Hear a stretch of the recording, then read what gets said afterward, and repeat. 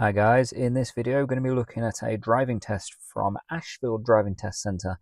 Now this is actually a driving test. I'm not sat in on the car, but I have managed to get all the info on all of the faults that were made during this test. So as you've probably seen from the thumbnail, that was 0, which is really impressive. It's really rare to get a 0 fault test. I've only had 2 in the space of 10 years, so they are very, very difficult to get. As the pupil makes his way down the driveway towards the exit, something I always say to my learners is when you get to the end of this driveway, whichever way you're going, keep the car straight and get right up to the giveaway line, because otherwise you're not going to see around the signs that are on the right. And if you lean to the left or right, you are going to be cutting the corner. The car in front is just cutting the end of the road where the white markings are. So we want to try and avoid doing that. You can see the pupil here keeps the car absolutely straight until he's getting over that giveaway line. Up on the left there, you can see the direction sign there. We're turning right towards Mansfield on this one. We've got a 50-mile-an-hour sign too. And of course, the pupils come up in the right-hand lane, and we can see the lights are red, so he's just joined onto the back of the queue nice and smoothly. As you move around the corner on these junctions, there may be more than one lane, and on this one, there are 2 lanes. So when we take that corner, the ideal position is aim for lane 1. Unless the examiner's told you you'll be turning right again. In that case, you'd line up on the right. You can see the pupil here lining up on the left-hand lane. That's absolutely spot on for that turn.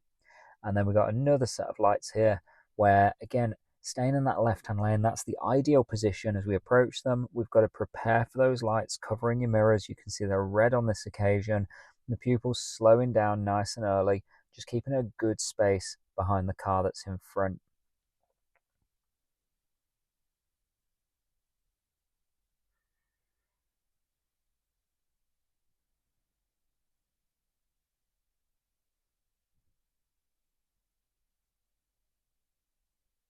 Whenever you are sat at traffic lights, just make sure that you're keeping your eyes moving.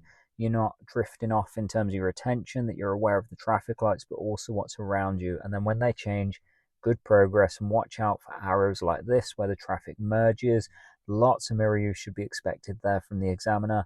And that's just to see that if anyone is coming up to overtake you, that you're aware of them. You can prepare for that by easing off and letting them in front if they're going for it, or by keeping your pace if they're not overtaking you. As the pupil approaches the next junction, you'll see him lining up for the right-hand turn. There's 2 lanes for this, and again, he's going to take the left of those 2 lanes and follow that path nice and wide as he goes around the corner. What we want to avoid is cutting that corner and forgetting that there's cars on the right of you as you do this. You've got to cover that right mirror, and you've got to go wide to create space for those vehicles. If you do cut the corner, that could result in a serious fault on your test. So absolutely spot on example there from this pupil, keeping to his line absolutely perfectly as he made his way around that bend. Up ahead, we've got a few more traffic lights, and again, you can see the pupil staying in the left-hand lane because that's where we ideally want to be. We shouldn't be in the second lane unless we're overtaking or if we're planning to turn right up ahead. And if that's the case, the examiners will give you plenty of time to change lane before you get to that junction.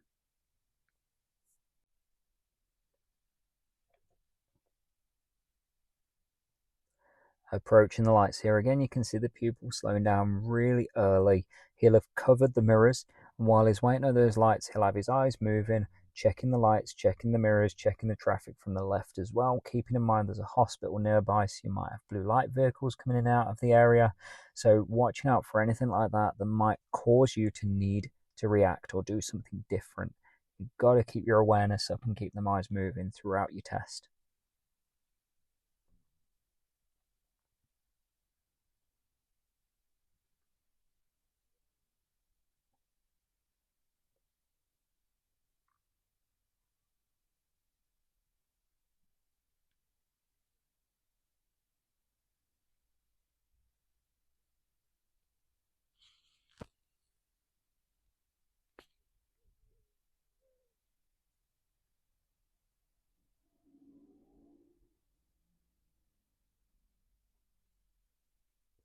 As he moves away, notice how he's keeping a slightly lower pace than the car on the right, and that creates a really safe environment for him and for that other car. If you're hovering in the blind spot of another vehicle, you create such a big risk when they decide to change lane.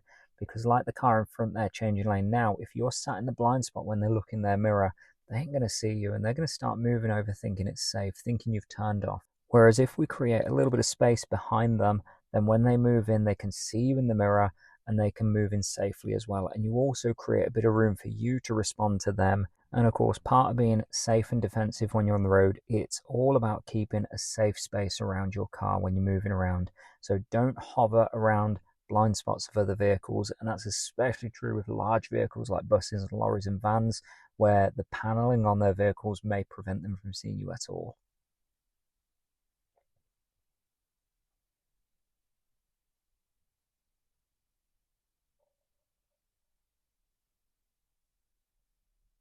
Notice how the traffic lights here, the left one tells us that we can carry on straight, the right one told that van that it can't go yet. So watch out for filter lights as well. Make sure you're looking at the correct light when you're sat in them queues, particularly if you're the first vehicle.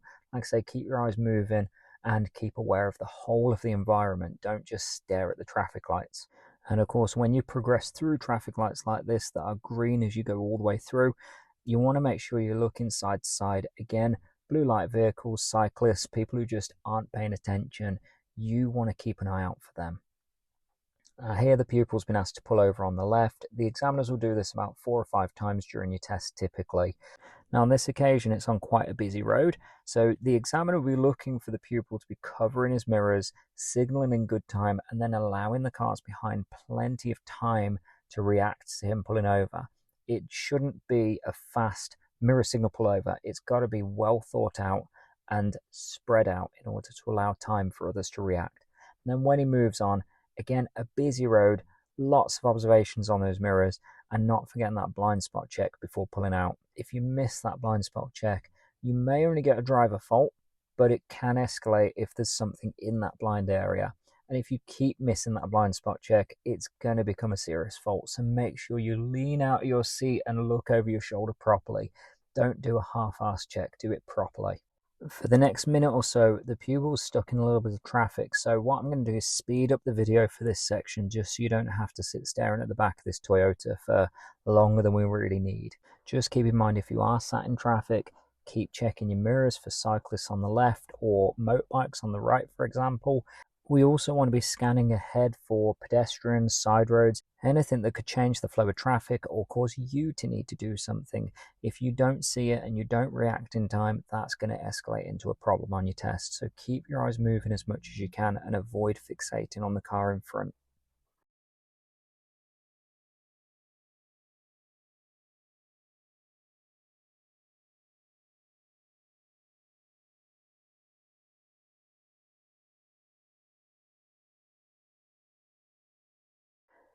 We're just coming up to the end of that traffic now, and you'll see there's some roadworks that we have to get through, and that's what's caused all of this backlog. It's one of those things that can happen on your test. It does mean your test will last longer, but while you're sat queuing in traffic, you can't really do anything wrong as long as you've got your eyes moving and you keep moving with the traffic, but also keeping a good space between you and the car in front. And like I said a moment ago, it's all about that awareness and keeping your eyes moving, not just fixating on the car in front.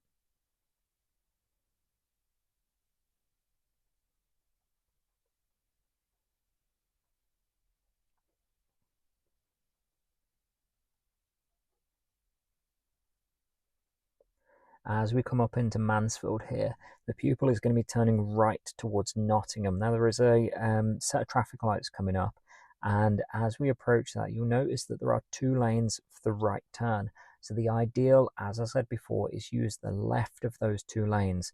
The left lane is left only, and the middle and right hand lane are your right turn lanes. So you can see the pupil line up in the middle along this, and that's absolutely spot on as long as he maintains that position all the way around the corner and finishes in the left-hand lane when he leaves the junction.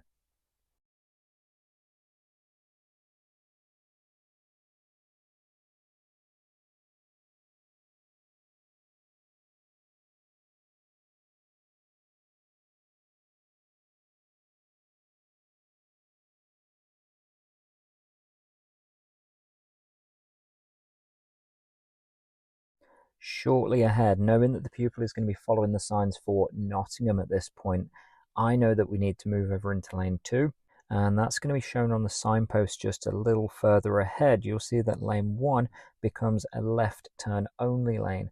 Now as we come into the 40-mile-an-hour zone just a little further up, you'll see the green sign just the other side of that railway bridge, and that's telling the pupil he needs lane 2 or 3 as the junction opens out to carry on to Nottingham.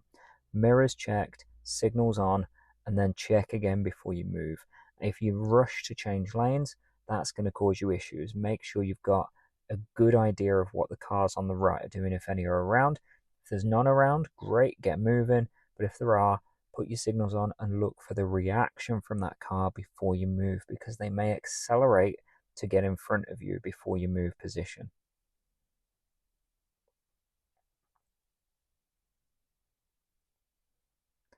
As we cross the junction, that leaves the pupil back in lane 1, noting that the other lane turned left there. And this again is the ideal position as we carry along.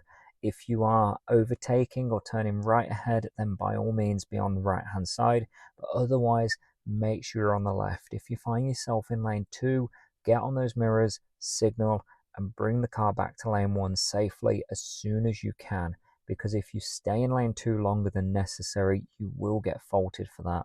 Something I teach my pupils about traffic lights is to pick a point of no return, and that's what the pupil did on this occasion. As you can see, the examiner didn't fault him for it. This is where you ease off and you pick a point where you're going to commit to going through those lights. If the lights change before that point, you're already off the power, you can stop nice and smoothly. If you get to that point and the lights haven't changed, then you commit and you carry on. You do not panic react if the lights change between that point of no return and the stop line, because then you'll end up braking really heavily and that's going to cause issues behind you. So pick a point of no return and commit if the light is still green.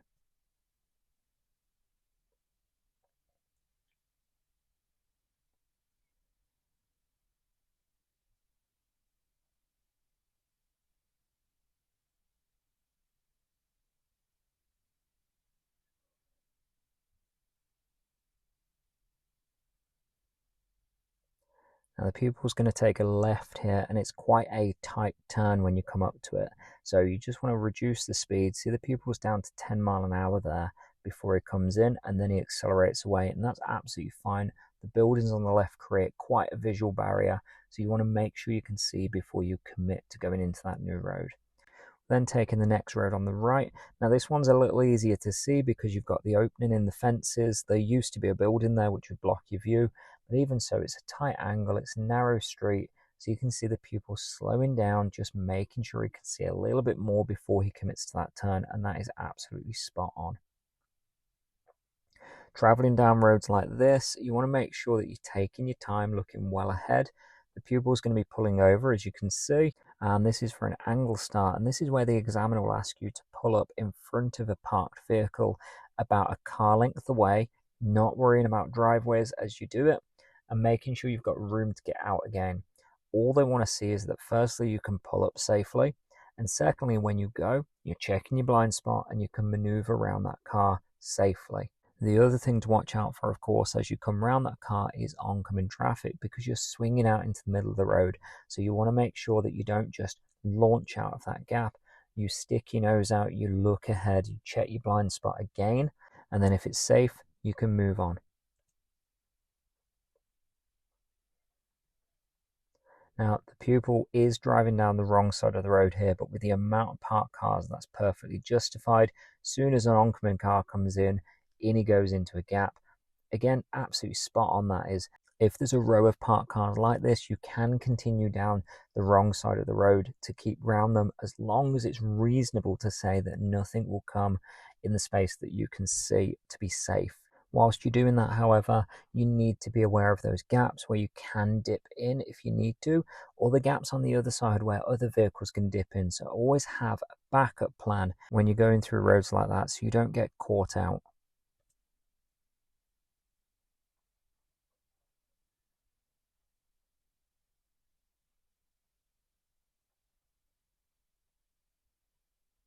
Now the pupil's been asked to pull over again. This is on a hill, so it's going to be a hill start.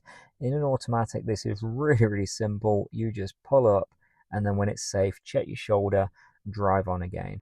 As the pupil moves on, you'll notice the sign on the left there saying there's a roundabout up ahead. Now, this is actually a double mini roundabout. However, at the first one, the pupil is going to be turning right, so it doesn't matter about the second one on this occasion. If you're going straight across or straight at the first one and left at the second one, you need to watch out for cars coming the other way on the second roundabout too. Don't get caught out by them. As we approach, you can see the pupil keeping his lane really nicely. He's just holding back to make sure he's safe. Always watch out for people making interesting maneuvers like that Skoda, and make sure you're giving way to cars that are coming from the right. So technically the Skoda is coming from the right. He does have priority over you, even if he doesn't go round the roundabout when he does it.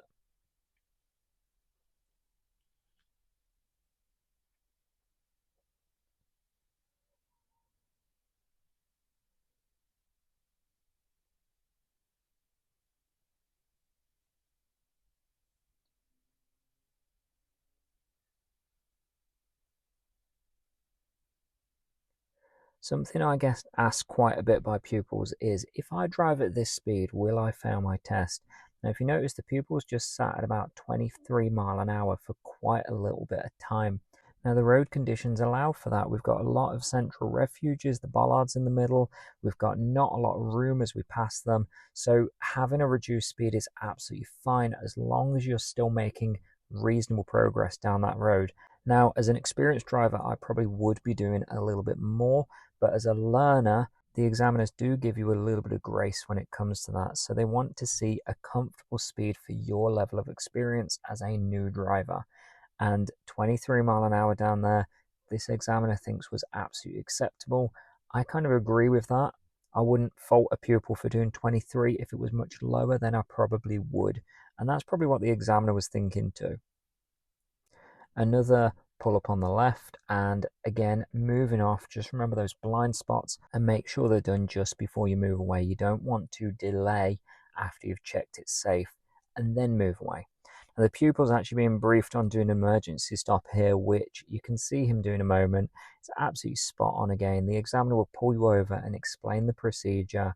Then when they ask you to do the emergency stop, they want to see a firm and fast reaction, stopping the car nice and quickly. When you move on again, check both your shoulders before you do so.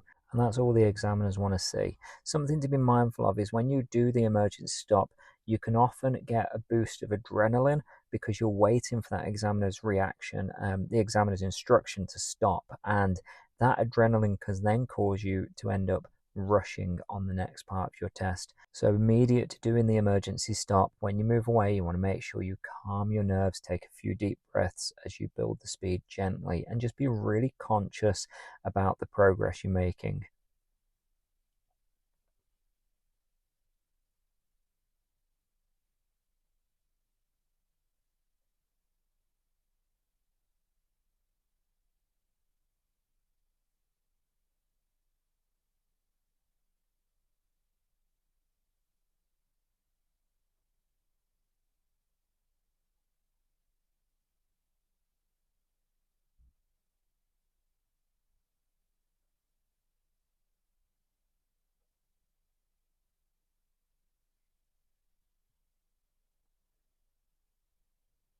Whenever you're moving around vehicles like these ones that are parked on the left, just make sure you're using your mirrors before you move out and checking your left mirror before you come back in again. Just confirming the space that you've got as you pass by them cars. When you do pass by, you want to leave enough room that a door can open. If someone's in one of those vehicles and opens the door without looking, you don't want to be in the path of that door. You want to be wider than that door. So most instructors will say about a meter. A door's width is another way of thinking of it, or enough room for someone to stand there is another way of thinking of it. Just a safe gap as you pass by. If you can't leave that safe gap, you compromise by reducing your speed, and that's going to keep you a lot safer when you're dealing in tight situations.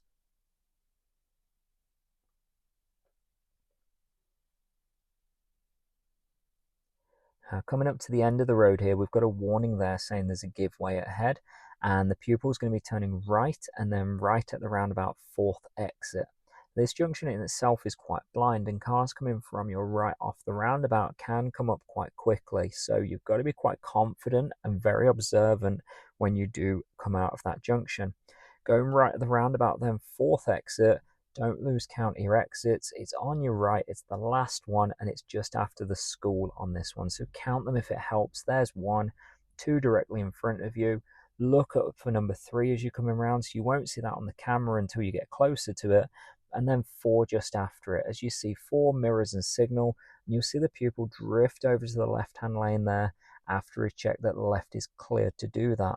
That's the ideal position you want when you leave that roundabout, and you'll see him do it again at the next couple of roundabouts, at the second one at least anyway, where he turns right and he switches to the left lane on leaving. Coming down a road like this, it is 40, you want to get your speed up. You can see the pupils hitting 40 mile an hour there. It does creep over a very, very slight bit. He commented on this afterwards, the pupil did, saying he didn't think the examiner spotted that, but I can probably assure you that the examiner was aware of that speed increase. He just chose not to mark it because the drive was so good otherwise. Coming up to this roundabout, we've got two lanes. You can see the pupil takes on the left-hand lane and he follows it nice and wide over to that curb before leaving the roundabout. Now, because we've got the other lane that can come with us, the blue car demonstrating that there, you should be covering your right mirror as well when you leave that roundabout. The next roundabout is turning right, so he's got to change lane. Remember what we said earlier, check your mirrors, signal, then look for the reaction of anyone who's behind you, and then move. Ready for the roundabout now. He's in that right-hand lane. He's going third exit, which you can see over on the right-hand side of the screen. There's a few high-vis people over there, workmen. So that says there's probably something going on as we leave the roundabout. You can always look for clues like that when you're approaching junctions. And the more you can spot, the easier it's going to be for you to plan and deal with them safely. Now, this roundabout, you might notice some of the vehicles like the van there, they look like they're going to turn left and then they come back in. They're just following that outer position, that lane one position all the way around. So be very careful of that on this junction. As we come to our exit, mirrors and signal again, and a nice gentle sweep over to the left lane if it's safe. If someone is in that left lane, leave in the right hand lane. And if you haven't got a right hand lane to leave in, then you just go round again. Don't try and force your way out if you can't do it safely, and that's why we need those mirror checks. Then of course straight into a 60 mile an hour zone. So on roads like this, the examiners want to see you getting your pace up. You can see the people already hitting 50 mile an hour now. Now remember, the limit being 60 mile an hour doesn't mean you have to get up to 60. It just means you should be reasonably close to 60. So as a rough guide, let's get within 10 mile an hour of that speed limit on these high speed roads. So if you're on a big dual carriageway that's 70, at least get up to 60. On a 60 road like this, at least get up to 50, as long as it's safe, of course, and you can see a good view ahead. There's plenty of room, so the pupil's keeping them high 40s, 50 mile an hour, and that's absolutely fine. At the traffic lights, he's then going straight ahead, and you'll notice there's two lanes to do that. So as always, he's taking up that left-hand position, which is the best place to be when you cross those junctions. If you're on the right-hand side and you need to merge, then you're responsible for checking your mirrors and moving in safely when you get across that junction.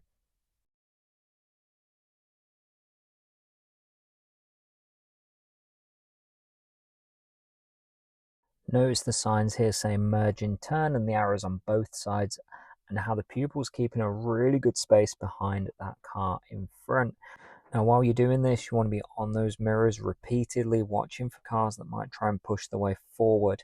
And then once you get into that single lane, you'll build up your speed with the flow of the traffic ahead. Remember, it's a 60 mile an hour road along here, so you want to be doing at least 50 if it's clear to do so. You can see the pupil keeping up really well with the car in front, but also keeping a really good following distance. This is something else you want to be really careful of.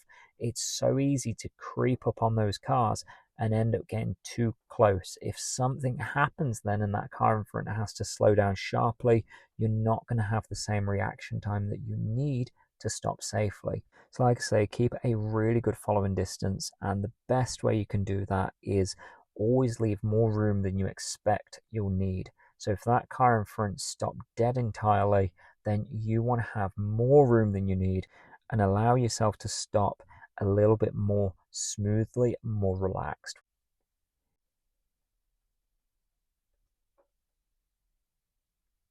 Now, at the same time, while you're coming down roads like this, be very mindful of faster vehicles filtering through the middle of the traffic.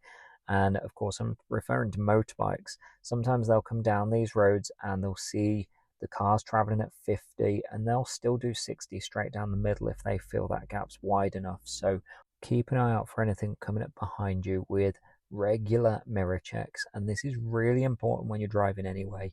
You should always be aware of what's going on around you, and regular mirror checks are going to keep you safe. When I was learning to drive, my instructor said that you can look in your mirrors 100 times and 99 times nothing will be there, but 100th time could be life changing.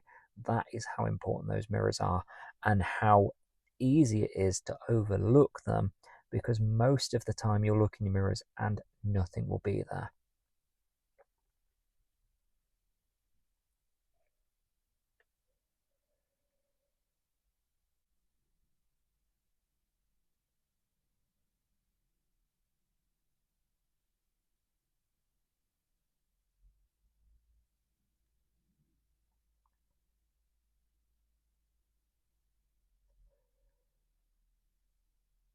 Moving on again, notice how the lanes all spread out and the pupil's moving into that left filter lane. So you need to know exactly where you want to be when you're coming up to these main junctions so you can line up nice and early. As he makes the turn as well, you'll notice he goes straight into the left-hand lane. Like I keep saying, you've got to be in that left-hand lane as much as is safe. But of course, if you find yourself in lane 2, make sure you come back to lane 1 safely. Don't rush. Make sure you cover your mirrors and you tell people what you're doing before you do it, and that you're moving into a safe gap without interfering with anybody. Now, this road is a 60-mile-an-hour road still, and I personally don't think you should be doing 60. You'll see the pupil probably peaked at about 40 there, and then we come straight into that 30 zone with the mini roundabout after it. Turning right at the mini roundabout here, again, you give way to traffic from the right. Cars on the left should give way to you as you enter the roundabout, but just be mindful of those pushy ones who will try and jump in front of you. And then up ahead, you can see a railway crossing. If them lights light up, you want to treat them the same way as a traffic light. Pick a point of no return.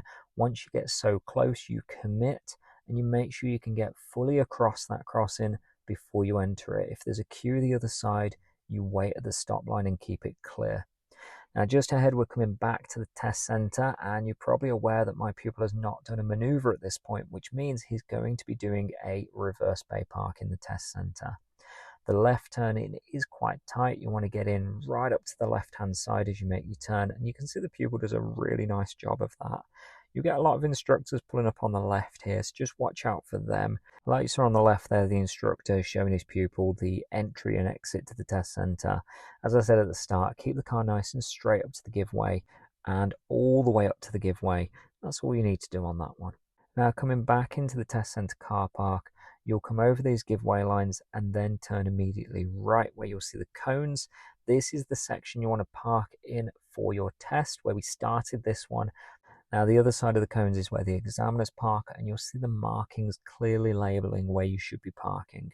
If you get this maneuver, just remember you are allowed to correct it if you don't get it quite right. Take your time, lots of looking around, and just finish with all four wheels in a bay. It doesn't matter which bay, just any bay. Now, I teach this method where you swing away from the space and then reverse in from a 45-degree angle, and I find that more effective. Now, some people might find other methods more effective. That's entirely up to you. Just do whatever works for you on the day. That brings this test to an end, and as you can see, this pupil got a clean sheet. No driver faults, no serious faults, no dangerous faults. What an absolutely brilliant achievement for this pupil. So that is how to get a clean sheet on your test. Lots of mirror use, make good progress, and don't hit anything. I hope you found this useful in preparing for your own driving test. If you have, please like, share, subscribe, and comment, and I'll keep these coming. Thank you ever so much for watching. God bless.